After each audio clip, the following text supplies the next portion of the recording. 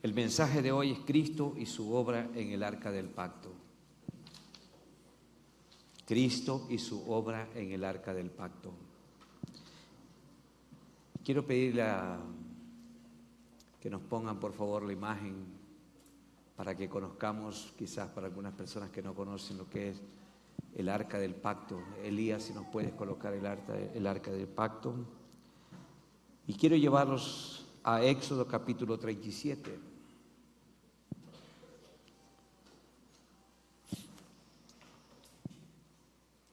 Si nos colocan en la pantalla el arca del pacto.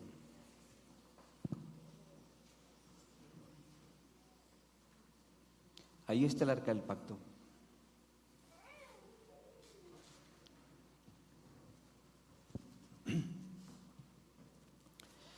El arca del pacto era uno de los elementos más importantes en el tabernáculo que construyó Moisés. Dios le dio instrucciones a Moisés y le dijo que construyera este cofre de madera de 1,15 m por 69 centímetros de alto y de anchura y de largo 1,15 m. Y este cofre llamado el arca del pacto estaba en el tabernáculo de reunión y, como dije, eres el elemento más importante en el lugar, en la tienda que construyó Moisés, donde el pueblo se reunía a adorar a Dios. El arca era un cofre o una caja de madera que era revestido de oro y contenía 3 elementos adentro: las tablas de la ley, el maná y la vara de Aarón. 3 elementos. Y quiero llevarlos al Éxodo 37 para que podamos ver rapidito. Dios le da instrucciones a Moisés y un artesano llamado Bezalel hizo el arca de madera de acacia. Dice el verso 1, su longitud era de 2,5 codos, su anchura de 1,5 codos y su altura de 1,5 metros. En medidas métricas, 1,15 m por 69 y 69. Y la cubrió de oro puro por dentro y por fuera, y le hizo una cornisa de oro en derredor. Dice en el verso 6, saltémonos un poquito, hizo asimismo el propiciatorio. Aquí podemos ver en la imagen, por favor, Elías. Podemos ver la tapa llamada propiciatorio. Ahí está la tapa. Hemos señalado el propiciatorio, la tapa que cubría este cofre. Hizo también el propiciatorio de oro puro, su longitud de 2,5 codos y su anchura de 1,5 codos. O sea, era la misma medida, 1,15 por 69. Y vemos allí, bendito sea el Señor, que le puso una moldura de oro alrededor. Esta tapa, llamado el lugar de la expiación o la tapa de la expiación, era de oro puro. Medía las mismas medidas que el cofre, ¿verdad? Estoy leyendo una versión Reina Valera. Y esto también lo podemos ver en Éxodo 25, pero por el tiempo lo vamos a obviar. Pero lo interesante es que sobre la tapa estaban cincelados 2 querubines alados, extendidos, cubriendo todo el cofre. Los dos querubines, ¿verdad? Mirando el propiciatorio, mirando la tapa. El arca estaba ubicada en el lugar santísimo del tabernáculo y simbolizaba la presencia de Dios en medio de su pueblo. El arca simbolizaba este elemento, este cofre llamado el arca del pacto, estaba en el lugar, en el templo, en el tabernáculo de reunión, y simbolizaba la presencia de Dios en medio de su pueblo. Así lo vemos a la luz de la palabra. Y esta arca, este cofre, siempre iba delante de Israel, delante del pueblo, por el desierto. Y no solamente por el desierto, sino que cuando Israel salía a las batallas, este cofre, el arca, iba delante de ellos. Por ejemplo, cuando Dios le da instrucciones a Josué que cruce el río Jordán, completamente desbordado el río Jordán, lo primero que Dios le dijo a Josué, que los levitas transporten el arca, vayan delante de mi pueblo. Y dice la palabra en Josué capítulo 3, que los levitas cogieron el arca, cuando mojaron sus pies sobre el agua, el río Jordán se abrió y pasaron en seco, porque la presencia de Dios estaba con ellos. Bendito sea el Señor. Qué glorioso, ¿verdad? ¿Qué decir cuando el pueblo de Israel salía a las batallas? El arca les daba la victoria. Bendito sea el Señor. Ahora, esta arca en tiempos del sacerdote Elí, vemos en la palabra que fue capturada por los filisteos. Y de esta manera los filisteos despojaron a los israelitas de la presencia de Dios que representaba el arca. Veamos un poquito el contexto de esto, cómo desarrollaron esos eventos en la captura que los filisteos hicieron del arca de Dios. Quiero llevarlos a 1 Samuel capítulo 4. Vemos los primeros capítulos de este libro, 1 Samuel, cómo estaba el ambiente espiritual en ese tiempo. Dice la palabra que la presencia de Dios escaseaba en Israel. Y dice la palabra que el sacerdote Elí fue muy descuidado en el ministerio sacerdotal. Sus hijos estaban completamente desordenados, de tal manera que Dios llama a un niño llamado Samuel para que ejerza el sacerdocio. Pero en ese trasfondo vemos que, ¿qué pasó? Que los filisteos en el capítulo 4 capturan el arca. Y Samuel habló a todo Israel. Por aquel tiempo salió Israel a encontrar en batalla a los filisteos y acampó junto a Ebenezer, y los filisteos acamparon en Afec. ¿Verdad? Dice la palabra, y los filisteos, verso 2, presentaron batalla a Israel. Y trabándose el combate, ¿qué pasó? Israel fue vencido delante de los filisteos, los cuales hirieron en la batalla en el campo como a 4,000 hombres.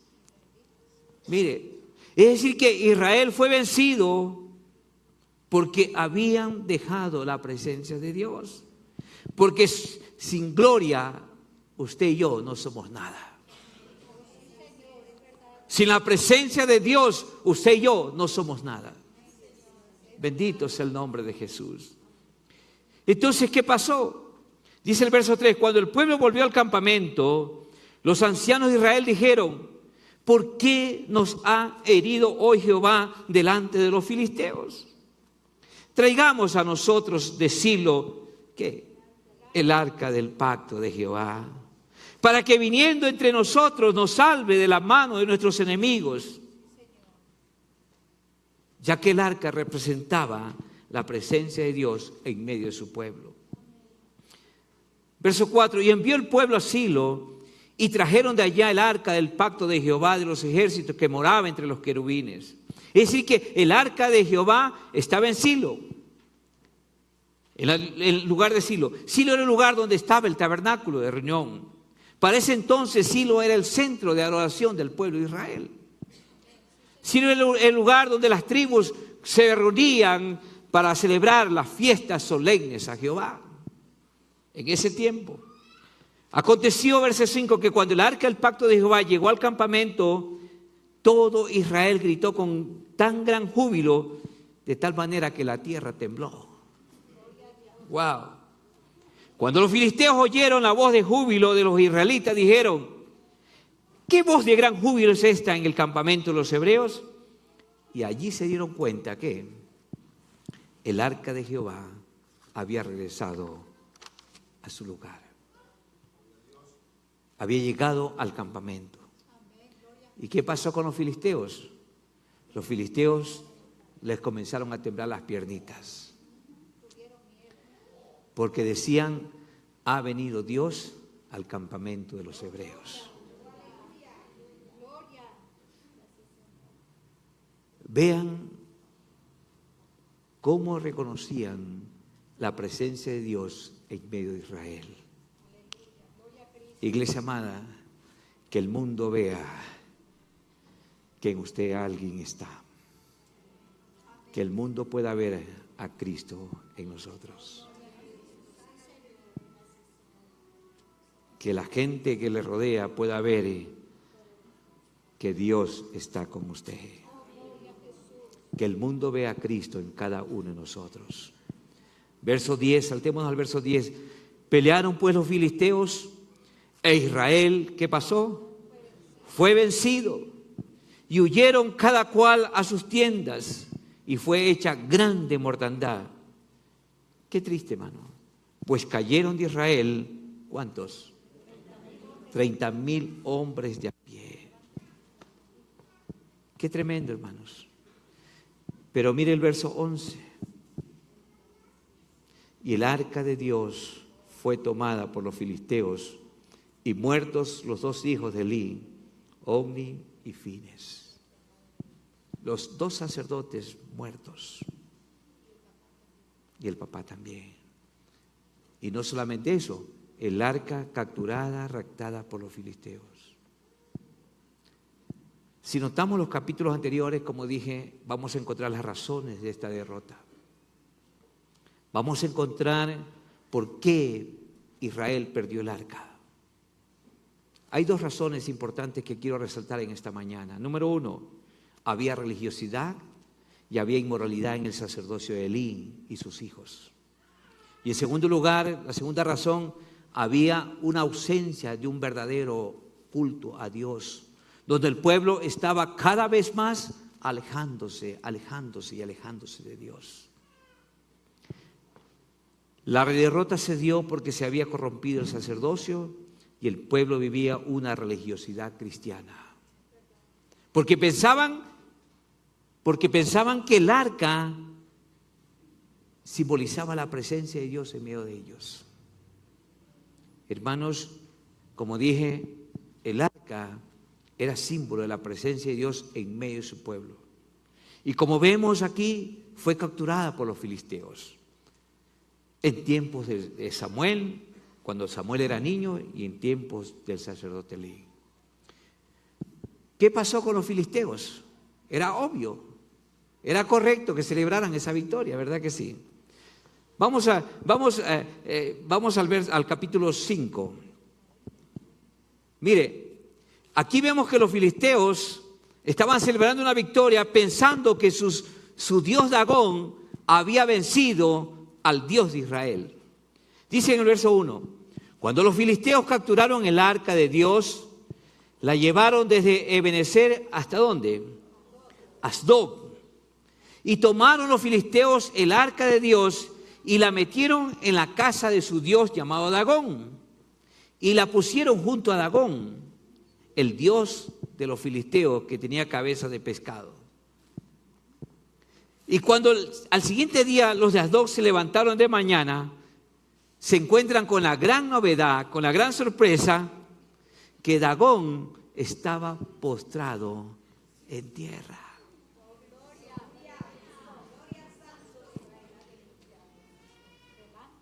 Delante del arca de Jehová. ¿Y qué hicieron los filisteos? Cogieron a su muñeco y lo volvieron a inclinar y lo pusieron erguido. Vea, lo levantaron a Dagón y lo volvieron a su lugar.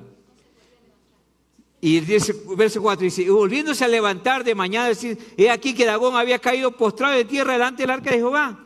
Y la cabeza de Dagón y las 2 palmas de sus manos estaban cortadas sobre el umbral. O sea que solamente había quedado en un tronco solamente. ¡Wow! Tremenda sorpresa que se llevaron los filisteos al ver a su dios Dagón de esa manera. Bendito sea el nombre de Jesús. Dice el verso 6, aquí viene lo interesante. Verso 6. Y se agravó la mano de Jehová sobre los de Asdod, y los destruyó y los hirió con tumores en Asdod y en todo su territorio. Mire, en todo su territorio se vio la mano de Jehová. Y viendo esto los de Asdod dijeron: no quede con nosotros el arca de Dios Israel, porque su mano es dura sobre nosotros y sobre nuestro Dios Dagón. Bueno, reconocieron que su Dios Dagón no servía para nada. Entonces, ¿qué hicieron? El verso 8, convocaron pues a todos los príncipes, los filisteos, y le dijeron: ¿qué vamos a hacer con el arca de Dios de Israel? Ellos respondieron: pásese el arca de Dios de Israel a Gat, a otra región.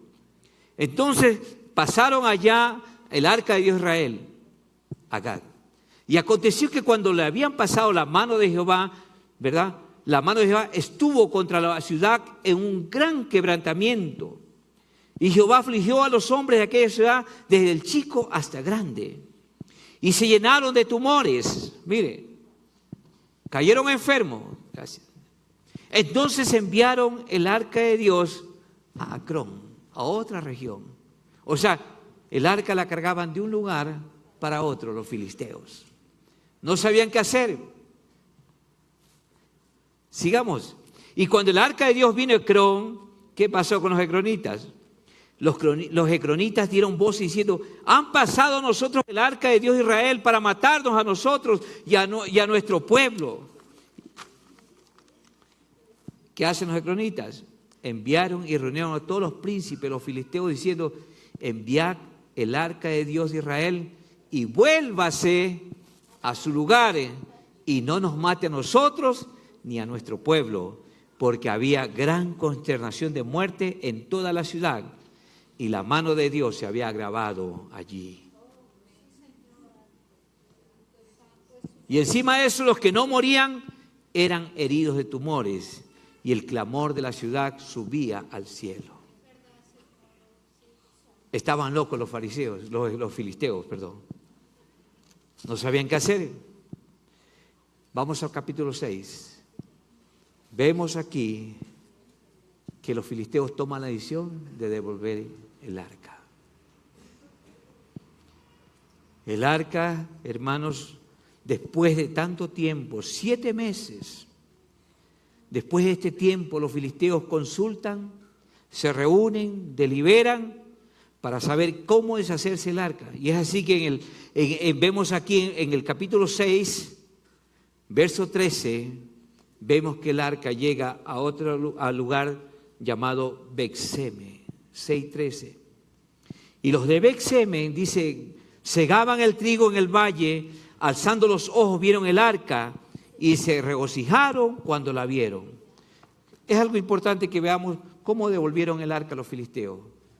Cogieron 2 vacas, les pusieron un yugo, hicieron una carroza, subieron el arca y la llevaron a la frontera,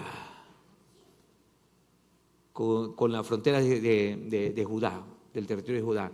Y allí, cuando llegaron a la frontera, soltaron las vacas para que llegue a la ciudad de Beth-seme. Eso lo puede leer más atrás. Entonces, llega el arca a Beth-seme. Los habitantes de Beth-seme, que estaban en el valle cosechando el trigo, alzaron la vista y al ver el arca, ¿qué pasó? Se llenaron de alegría. Tal era el gozo y la alegría que les embargaba a los de Beth-seme, que terminaron ofreciendo holocaustos a Jehová. De tal manera, tanto era el regocijo que aún las vacas que llevaban el arca, las cogieron y sacrificaron a Dios. Bendito sea el Señor.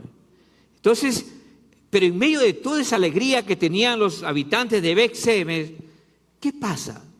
Sucede algo inesperado. Vamos al verso 19. Entonces Dios, dice, hizo morir a los hombres de Beth-seme, porque habían mirado, ¿está leyendo conmigo, por favor? Porque habían mirado dentro del arca de Jehová Y Dios hizo morir del pueblo a 50,070 hombres. Y lloró el pueblo porque Jehová lo había herido con tan grande mortandad. ¿Qué pasó en la región de Bet-Semes?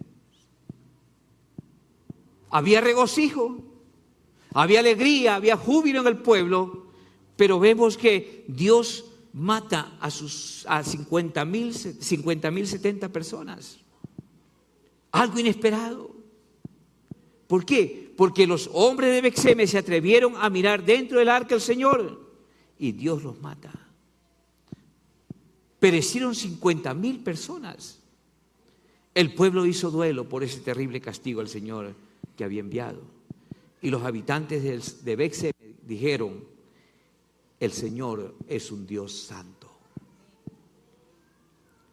Y como es un Dios santo, ¿quién podrá presentarse ante Él? ¿Y a dónde podremos enviar el arca para que no se quede con nosotros? Como vemos aquí, iglesia amada, la presencia del arca era motivo de temor y espanto en todo lugar donde llegaba. De hecho, hago todo este recuento, hermanos, porque quiero extraer algunas enseñanzas para nuestras vidas hoy, para la iglesia, lecciones espirituales acerca de la importancia que tenía el arca de Dios y para todos los israelitas. En alguna manera también vamos a entender la razón por la que vino todo este mal a los habitantes de Bet-Semes. Y no solamente a los de Bet-Semes, sino a todos esos pueblos, especialmente a ellos, porque miraron dentro del arca de Jehová. Se atrevieron a levantar el propiciatorio,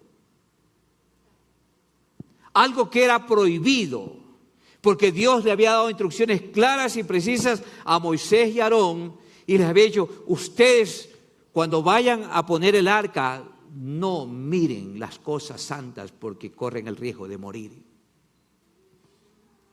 Corren el riesgo de morir.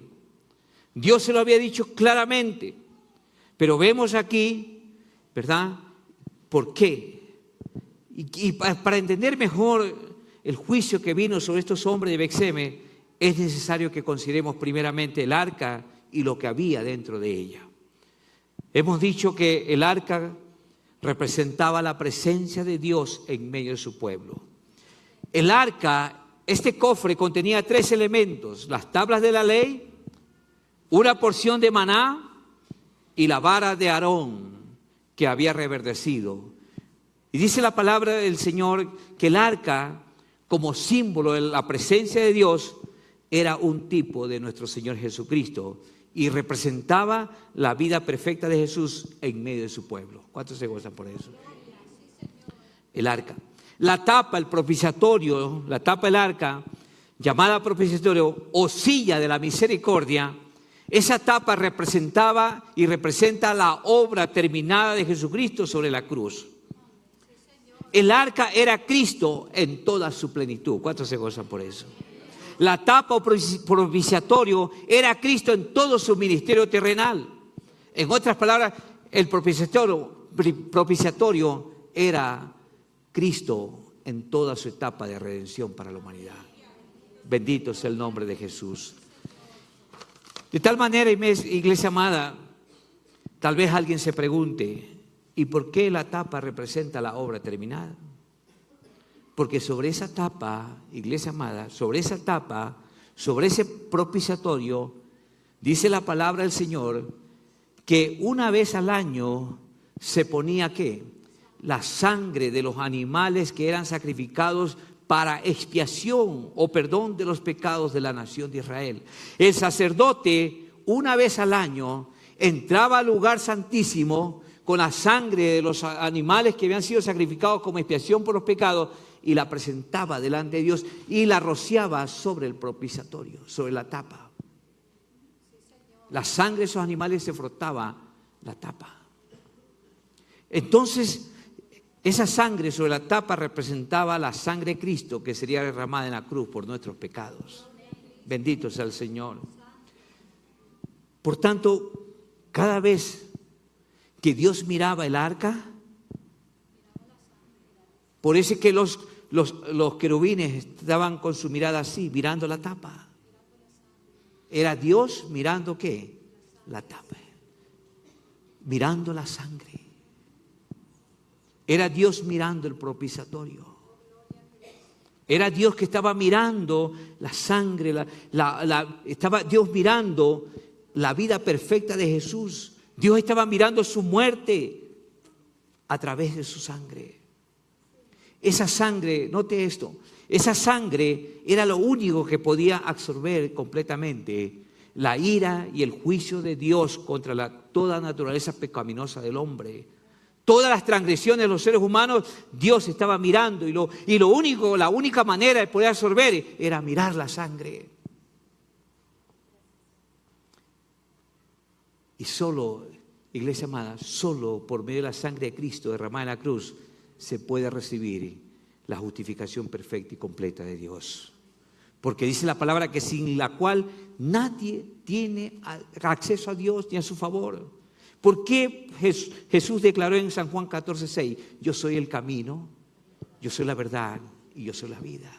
Nadie viene a Dios, al Padre, sino a través de mí. Entonces, mire, por medio de su sangre derramada en la cruz, se puede recibir toda la justificación, toda la redención. Nadie puede tener acceso a Dios por otra manera, por otro camino, sino a través de Cristo. Algo más, la justificación completa, de acuerdo con esto, es la posición perfecta y aceptable delante de Dios que nos capacita para recibir de Él y ser canales de su gloria. Ser canales de su gloria. Hemos visto el arca, hemos visto su tapa, ahora veamos lo que significaban esos 3 elementos que estaban dentro del arca. ¿Verdad? 3 elementos que representaban y simbolizaban un hecho. Número 1, el maná. Había una porción, una taza de maná. Quizás alguien me preguntará, ¿qué es el maná? Si usted puede leer Éxodo 16, 31 al 34, en su casa puede ver. Dice que el maná eran semillas de culantro blanco que tenían sabor a miel. Eran hojuelas de miel. El maná estaba dentro, una porción dentro del arca. Y ese maná, iglesia amada, representaba y simbolizaba la murmuración del hombre contra la provisión de Dios. Ustedes recordarán que en el desierto, ¿qué pasaba? El pueblo se quejaba y se quejaba, no solamente por alimento, se quejaba por muchas cosas. Pero el pueblo se quejaba por alimento y Dios les envió comida celestial. Pero sin embargo, se seguían quejando. Se seguían murmurando, nada los satisfacía. Y esa porción de maná estaba ahí en el arca como conmemoración y recuerdo de la murmuración que había hecho el pueblo contra la provisión de Dios. La vara de Aarón que reverdeció, dice la palabra que Dios le dijo a Moisés que cada líder de cada tribu tenga una vara y las pongan en el tabernáculo. Y sucede que en el tabernáculo, al día siguiente, cuando vengan a ver las varas, la única vara que había reverdecido era la de Aarón. ¿Por qué? Porque porque el pueblo se quejaba y murmuraba del sacerdocio de Aarón. Lo criticaban, lo juzgaban, lo atacaban, murmuraban mucho de él. En otras palabras, no aceptaban el sacerdocio de Aarón. Entonces, esta vara era símbolo de la murmuración del hombre contra lo establecido por Dios. Aarón era el sumo sacerdote, señalado por Dios. Y no estaba ahí puesto por gusto, estaba para el beneficio y el favor de los hombres. Y aún así los israelitas se rebelaron contra el sacerdocio establecido por Dios. Y por último estaba la tabla de la ley, símbolo de la murmuración del hombre contra la ley de Dios. Ellos estaban rechazando la ley, no querían someterse a los estatutos de Dios. Los israelitas estaban rechazando los estándares de vida de Dios. Eso lo puede leer en Deuteronomio 15, Éxodo 25, 16. Estas 3 cosas Estas tres cosas que tenía el arca, como tenía el arca, ¿verdad? La tabla de la ley, la vara de Aarón y una porción de maná. Hermanos, estas tres cosas le recordaban a Dios la constante murmuración y el rechazo de Israel a lo establecido por Dios. Pero todo este horrendo pecado, la murmuración y el rechazo de Israel, estaba ¿qué? Cubierto, ¿por qué? Por el propiciatorio. Estaba cubierto por la sangre y la expiación que estaba sobre la tapa, sobre él. Recuerde que cada año Aarón entraba, ¿verdad?, al lugar santísimo con la sangre y la rociaba sobre el propiciatorio como expiación por los pecados. Por tanto, cada vez que Dios miraba el arca, ¿qué pasaba? Él no veía la rebelión. Él no veía la murmuración del hombre. ¿Qué era lo que veía? La justicia perfecta, la sangre. Porque allí en el propiciatorio Dios veía la doble imputación. ¿Qué es la doble imputación? La doble imputación, número uno, era la obediencia perfecta de Jesús y veía la expiación perfecta de Jesús. ¿Cómo veía Dios la obediencia perfecta de Jesús? Dios veía que Jesús cumplía toda la ley por nosotros. Dios veía la obediencia perfecta de su Hijo amado al venir a la tierra y cumplir la ley perfectamente. Cristo la cumplió por nosotros. ¿Cuántos se gozan por eso? Segunda, Dios veía la expiación perfecta de Jesús por morir una muerte perfecta que nosotros, usted y yo, no pudimos morir. Si usted lee el libro de Hebreos capítulo 9, capítulo 10, usted puede ver claramente y entender claramente que Jesús llevó a cabo una muerte perfecta por cada uno de nosotros. Todo esto se nos imputó y se nos dio, ¿cuándo? Cuando creímos en Jesús. ¿Cuántos han creído en Jesús? Denle un aplauso al Señor los que han creído en Él.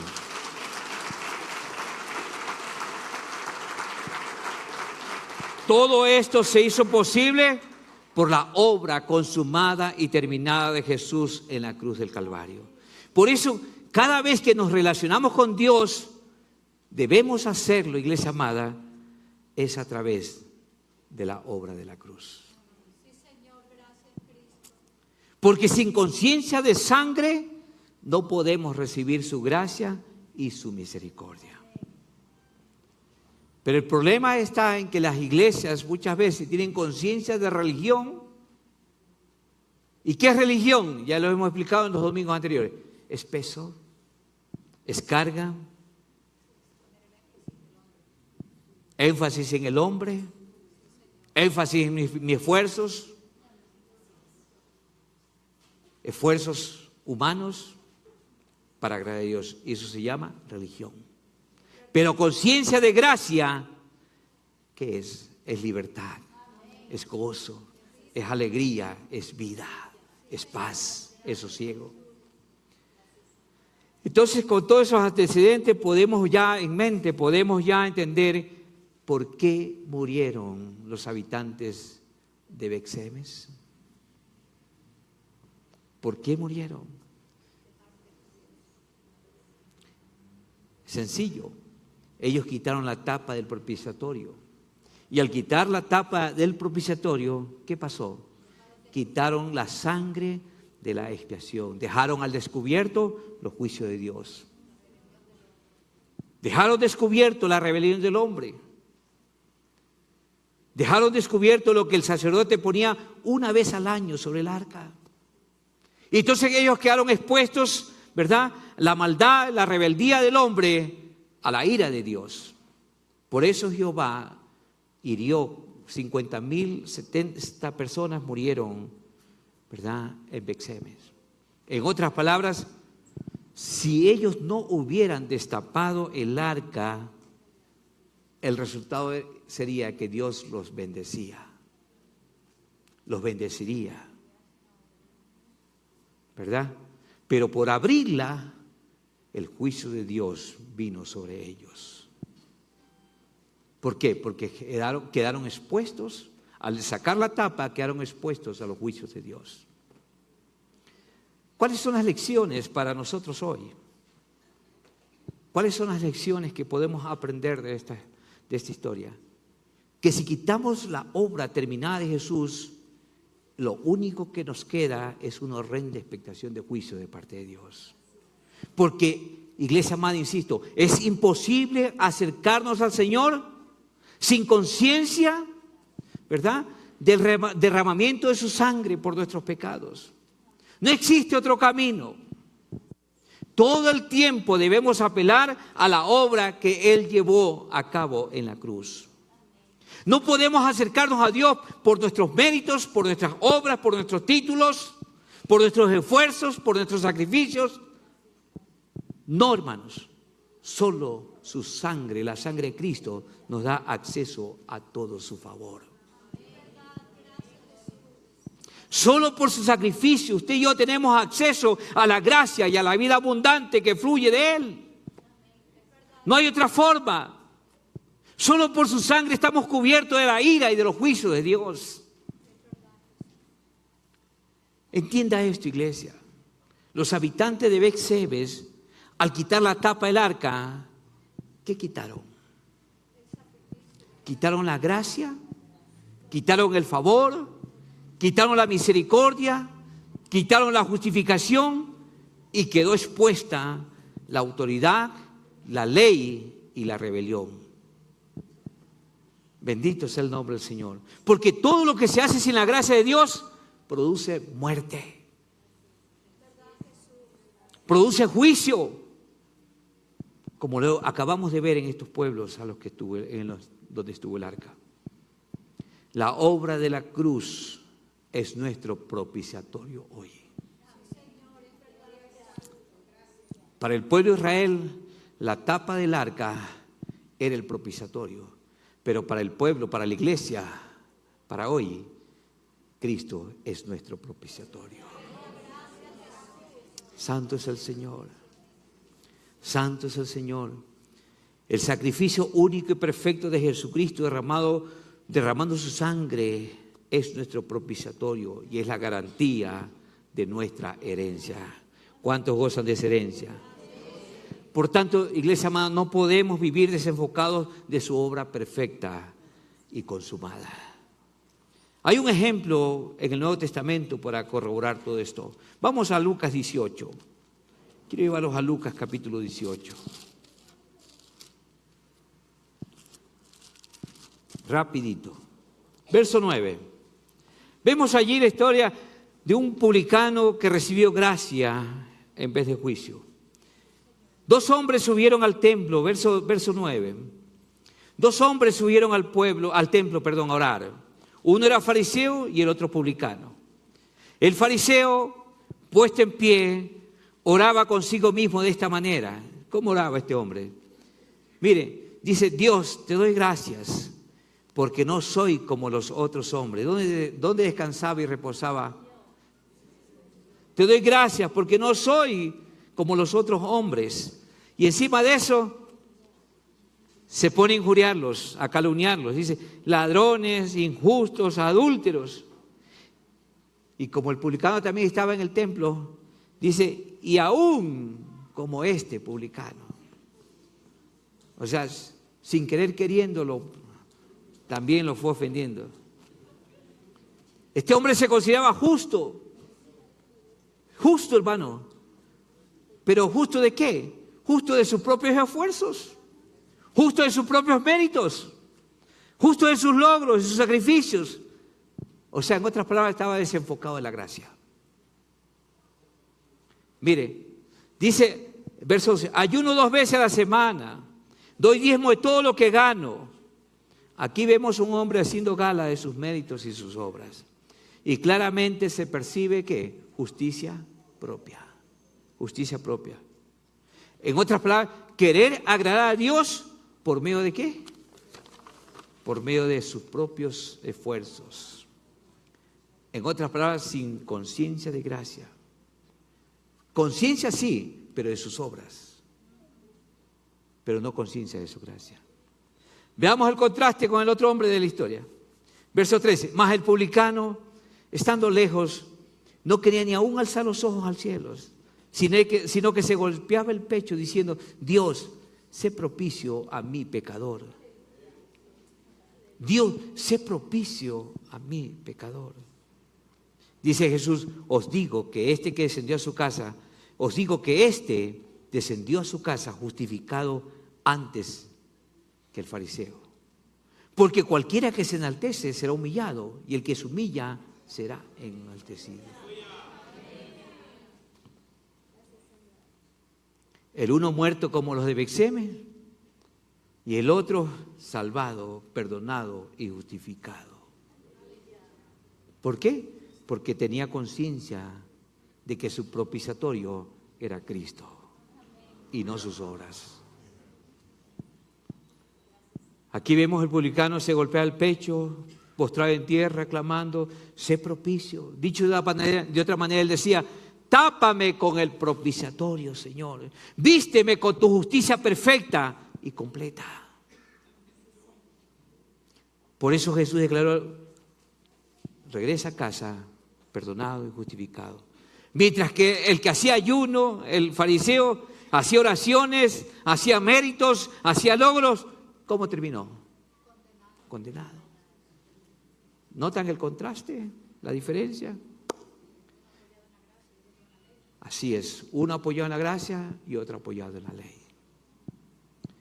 Como hemos visto, los pueblos en los que estuvo el arca, en vez de bien, recibieron ¿qué?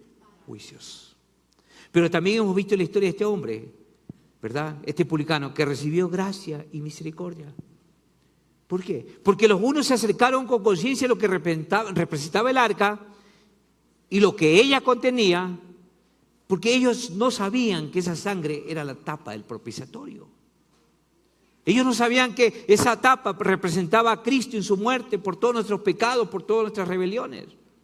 Tampoco tenían conciencia de que la tapa representaba la vida perfecta de Jesús. Y vemos en este publicano que fue justificado por su fe en Cristo. Fue justificado por su obra completa. Por eso es que él dijo: sé propicio a mi pecador. Tápame con el propiciatorio. Vísteme con tu justicia perfecta. Y por haber confesado a Cristo, volvió a casa. ¿De qué manera? Justificado. Y al ser justificado, recibe gracia, misericordia, perdón y su justicia. Al declarar este publicano estas palabras, estaba reconociendo a Jesucristo y su sangre derramada por sus pecados. En otras palabras, él estaba viendo al Mesías prometido, al único que puede cambiar nuestro destino. El único que puede cambiar tu destino. Jesucristo y su obra completa. Humanamente, este publicano no calificaba para ser justificado.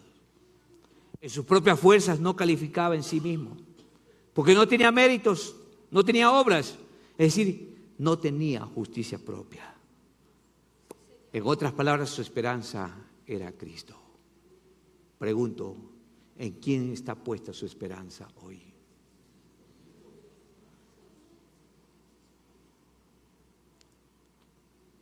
Pregunto, ¿quiere ser usted ser justificado? ¿Quiere usted recibir abundante gracia y misericordia? Pues quiero decirle que solo por la fe la obra terminada de la cruz, que simbolizaba el arca, usted puede ser justificado. Y cuando usted es justificado, va a recibir gracia, amor y misericordia.